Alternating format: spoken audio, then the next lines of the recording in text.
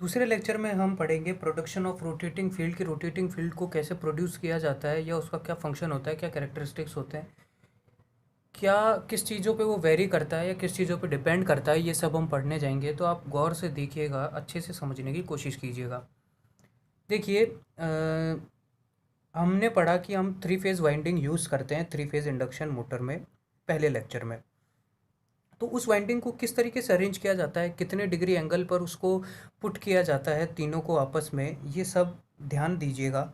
सबसे पहला आंसर तो आपके पास ये है कि 120 डिग्री एंगल होना चाहिए तीनों वाइंडिंग्स के बीच में। तो देखिए, पहली कॉइल तो मेरे पास ये वाली हो गई, दूसरी मेरे पास ए बी और बी डैश हो गया जो कि मैंने इसके ऊपर माउंट किया है। ये अंदर जाने वाला है, बाहर आने वाला। ये मेरे पास सी जो कॉइल है वो इस तरीके से हो गई। इन तीनों का एक्सिस मैं किस तरीके से बनाऊंगा, देखिए इसके परपेंडिकुलर जो एक्सिस होगा वो मेरे पास एक्सिस हो जाएगा ए डैश का, तो axis of phase A, axis of phase C, इसके परपेंडिकुलर जो एक्सिस होगा वो वाला हो जाएगा, और जो इसके परपेंडिकुलर जाएगा वो मेरे पास एक्सिस ऑफ बी हो जाएगा। तो मुझे यहाँ पर पता लग रहा है कि यहाँ पर इन तीनों के बीच में 120 डिग्री का मेरे पास फेज एंगल हो जाएगा। इसी वजह से यहाँ पर 120 डिग्री दूरी पर रखा जाता है इसको। अब देखिए, जो इनको सप्लाई किस तरीके से दी जाती है, जो सप्लाई है वो सिंगल फेज सप्लाई दी जाती है तीनों को आपस में, ताकि थ्री फेज सप्लाई मेरी ओवरऑल बन जाए। तीनों कॉइल को थ्री फेज सप्लाई का सिंगल फेज दिया जाता है। ठीक है। अब देखिए, ये अपना फ्लक्स जनरेट करेगा, ये अपना फ्लक्स जनरेट करेगा, और ये अपना अल्टरनेटिव फ्लक्स जनरेट करेगा। इसका जो फ्लक्स है वो इस एक्सिस के अलोंग होगा, इसका जो फ्लक्स है वो इसके अलोंग होगा, और इसका जो फ्लक्स है वो इसके अलोंग होगा। तो यहाँ पर एक एक्सिस और बन जाएगी अपने पास, वो उसका मैं अलग से डायग्राम बनाऊंगा अभी। तो आप ये देखिए कि इसका जो फ्लक्स होगा वो, उसको मैं फाई वन बोलता हूँ, इसको मैं फाई टू बोलता हूँ, इसको मैं फाई टू बोलता हूँ, और इसको मैं फाई थ्री बोलता हूँ। तो जो फाई वन है वो ओ phi M sine omega t हो जाएगा, क्योंकि इसका जो एंगल है वो 0 डिग्री है, मतलब इसको मैंने रेफरेंस एक्सिस ले लिया। फाई टू जो है वो मेरे पास phi M sine omega T -120 degree हो जाएगा, और ये मेरे पास +120 डिग्री हो जाएगा। तो देखिए, अगर मैं समझने की कोशिश करूँ इसको, तो जो ये मेरा वर्टिकल एक्सिस, ये मेरी हॉरिजॉन्टल एक्सिस, तो इसके अंदर ये वाला जो टर्म है ये मेरे पास फाई वन हो जाएगा, ये फाई थ्री हो जाएगा, और ये फाई टू हो जाएगा। ठीक है, तीनों के बीच में 120 डिग्री एंगल है। 120 डिग्री एंगल होने की वजह से ये 30 डिग्री हो जाएगा, ये 60 डिग्री हो जाएगा, ये 60 degree, and this one will be 30 degree. ये मेरे पास वर्टिकल एक्सिस हो गया, ये मेरा हॉरिजॉन्टल एक्सिस हो गया।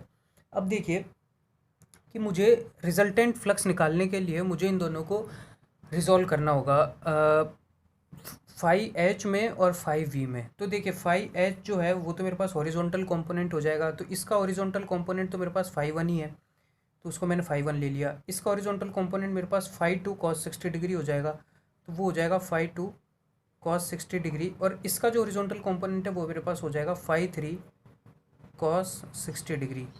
अगर मैं इसको आगे सॉल्व करूँ तो phi one minus cos 60 degree, phi two plus phi three हो जाएगा। अगर हम यहाँ पर वैल्यूज़ पुट करें फाई वन, फाई टू और फाई थ्री की, तो देखिए phi H will be phi one, वो फाई वन की वैल्यू आप पुट कर सकते हैं phi M sine omega T minus जो कॉस 60 डिग्री की वैल्यू है उसको यहाँ पर पुट कर दीजिए 1/2, फिर फाई टू की वैल्यू पुट करिए phi M sine omega T -120 degree, plus phi three की वैल्यू पुट करिए phi M sine omega T +120 degree. ये आपकी वैल्यूज़ पुट कर दी आपने। अब देखिए, इनको आगे आप इक्वेशन को सॉल्व करना है, सिर्फ और सिर्फ अपने को फाई एच मिल जाएगा, बहुत ही आसान सी इक्वेशन है।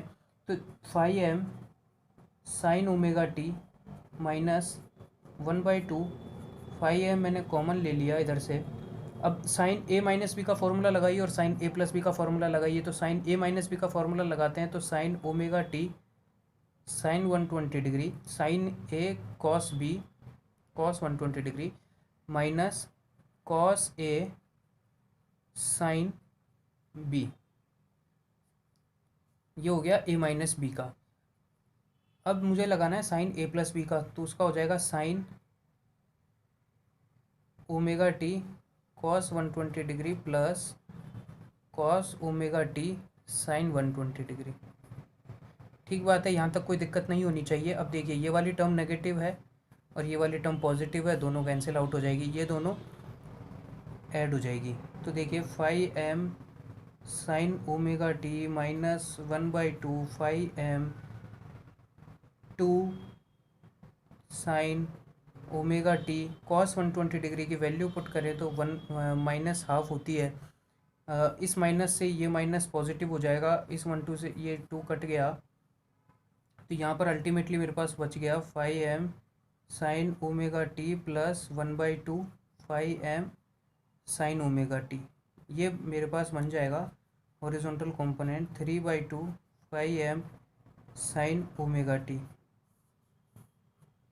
ये मेरे पास हॉरिजॉन्टल कंपोनेंट आ गया। ये आपको नहीं दिख रहा है तो अब आपको दिख जाएगा। इन दोनों को ऐड करके मैंने ये लिख दिया। ये मेरी इक्वेशन 1 कहलाएगी। अब देखिए इक्वेशन 2 के लिए आपको क्या करना होगा कि वर्टिकली आपको रिजॉल्व करनी होगा चीज़ों को।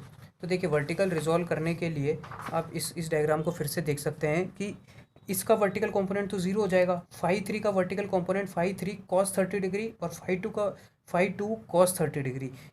इसको मैं पॉजिटिव ले लेता हूँ तो 5/3 cos 30 degree minus 5/2 cos 30 degree मेरा वर्टिकल कंपोनेंट हो जाएगा। देखिए 5/3 cos 30 degree minus 5/2 cos 30 degree, 5/3 minus 5/2 cos 30 degree को हम लिख सकते हैं √3/2।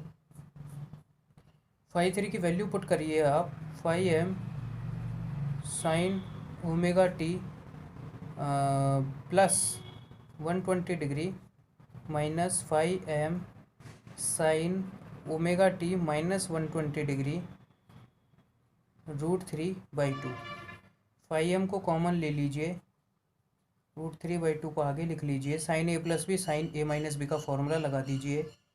Sign omega T cos 120 degree cos omega T sine 120 degree minus a minus B का फॉर्मूला लगाइए, sine omega T cos 120 degree minus cos omega T sine 120 degree.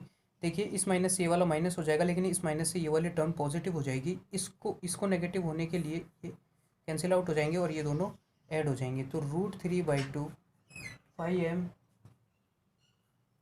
Cos omega T sine 120 degree plus cos omega T 120 degree, तो 2 cos omega T और sine 120 degree की जो value होती है वो √3/2 हो जाएगी।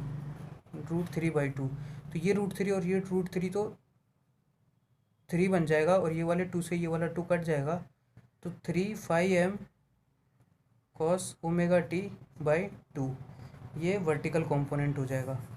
अब क्या करना है कि हॉरिजॉन्टल कंपोनेंट को और वर्टिकल कंपोनेंट को रिजॉल्व करना है ताकि हम रिजल्टेंट फ्लक्स निकाल सकें।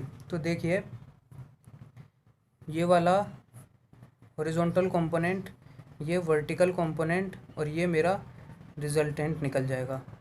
तो इसको निकालने के लिए आपको पाइथागोरस थ्योरम यूज़ करना होगा और 5v whole square 5h whole square, 5v की वैल्यू अगर हम पुट कर दें इधर तो वो होती है 3/2 5m cos omega T whole square और 5h की value 5m sine omega T whole square. इससे 3/2 5m को कॉमन ले लिया और अंदर जो बचा वो बचेगा cos square omega T plus sine square omega T, ये 1 हो जाएगा और अल्टीमेटली अपने को मिल जाएगा जो रिजल्टेंट फ्लक्स है उसकी वैल्यू आ जाएगी 3/2 5m। ये जो वैल्यू है ये टाइम पर डिपेंडेंट नहीं है, इसमें ओमेगा टी की कोई टर्म नहीं है। अब हमको एंगल की बात करनी होगी, तो जो tan थीटा होता है वो होता है 5v/5h। तो 5v की अगर वैल्यू डालें तो 3/2 5m cos omega T upon 3/2 5m sine omega T, ये कैंसिल होकर के कॉट ओमेगा टी बन जाएगा। कॉट ओमेगा टी को tan पाई/2 माइनस ओमेगा टी भी लिख सकते हैं। तो टेन थीटा बराबर टेन पाई/2 माइनस ओमेगा टी हो जाएगा। तो इस टेन को उधर ले जाएंगे तो टेन इनवर्स हो जाएगा, तो थीटा बराबर पाई/2 माइनस ओमेगा टी मिल जाएगा। यहाँ पर आप देख सकते हैं कि जो रिजल्टेंट फ्लक्स था उसके अंदर टी की वैल्यू नहीं थी, लेकिन जो थीटा है उसके अंदर ओमेगा टी की टर्म है। इसका मतलब कि जो मैग्नीट्यूड है वो चेंज नहीं होगा, वो कांस्टेंट रहेगा उस फ्लक्स का, लेकिन जो उसकी डायरेक्शन है वो रेगुलरली चेंज होगी टी के चेंज होने से। तो यहाँ पर हम इसको देख सकते हैं कि किस तरीके से चेंज होगी, क्लॉकवाइज चेंज होगी या एंटी क्लॉकवाइज चेंज होगी। तो यहाँ पर इस टर्म को हमने ऐसे लिख लिया। अब यहाँ पर अगर हम ओमेगा टी बराबर ज़ीरो ले लें तो ये बन जाएगा थीटा बराबर 90 डिग्री हो जाएगा। इसका मतलब यहाँ पर ए पोजीशन पर, और ए की जो वैल्यू है वो ए की वैल्यू हो जाएगी 3/2 5m, ये सेम रहेगी सभी के लिए। फिर ओमेगा टी बराबर अगर हम 90 डिग्री ले लें तो यहाँ पर थीटा बराबर 0 डिग्री हो जाएगा, मतलब इधर आ जाएगा, ये बी पोजीशन हो जाएगा और फ्लक्स की वैल्यू सेम रहेगी। फिर ओमेगा टी बराबर अगर 180 डिग्री ले लें तो थीटा बराबर -90 डिग्री हो जाएगा, जो कि इधर बन जाएगा, जो कि सी वैल्यू हो जाएगी। और फिर ओमेगा टी बराबर 270 डिग्री ले लें तो थीटा बराबर -180 डिग्री हो जाएगा, मतलब ये वाला डी वैल्यू मिल जाएगी। तो यहाँ पर और फिर से अगर हम 360 डिग्री ले लें तो वापस से 90 डिग्री मिल जाएगा। तो यहाँ पर आप देख सकते हो कि यहाँ पर 180 डिग्री, हाँ ठीक है, यहाँ पर आप ये देख सकते हो कि ये जो फ्लक्स है उसका मैग्नीट्यूड तो सेम है, लेकिन वो क्लॉकवाइज डायरेक्शन में मूव कर रहा है।